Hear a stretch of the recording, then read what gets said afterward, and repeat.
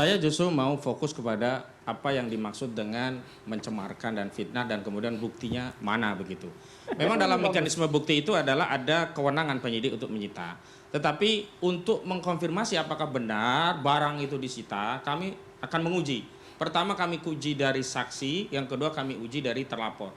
Kemarin waktu saksi-saksi diperiksa kami dampingi, itu tidak ditunjukkan dokumen itu kepada saksi, padahal dalam konteks memeriksa sebuah perkara, penyidik itu biasanya menunjukkan dokumen, ditunjukkan dokumen kepada saksi, apakah saksi sebelumnya pernah melihat ini, itu tidak ada, itu yang membuat keraguan. Yang kedua, nanti juga kita lihat dari pemeriksaan Pak Risman, Pak Roy, apakah benar itu ditunjukkan. Kalau nanti narasinya, oh nanti itu di persidangan lah, kalau memang di persidangan, kenapa barang itu disita?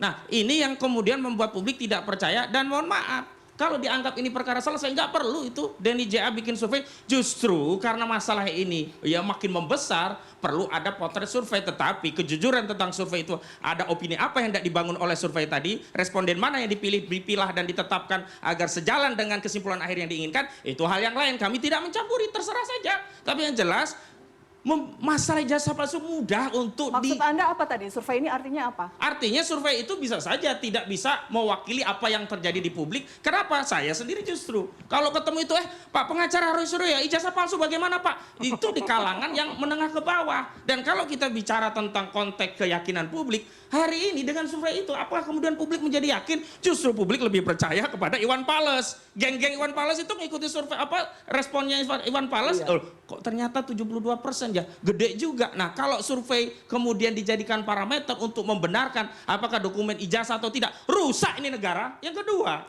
kita kan sudah setuju katanya fokus hukum.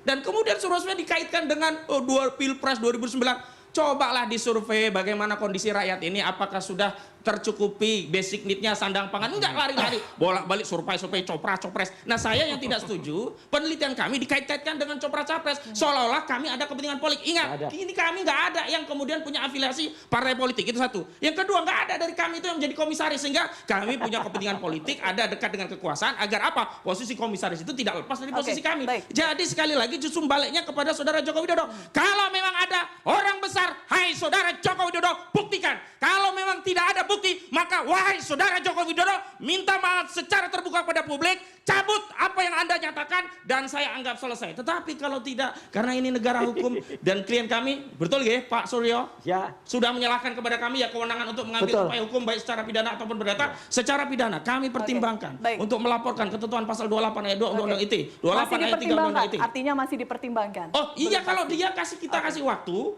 ternyata dia mengambil pilihan waktu itu untuk melerai anak bangsa dengan menyatakan sederhana, oh iya mohon maaf saya tidak menyatakan itu, saya keliru, mohon maaf. Gitu saja. Kenapa?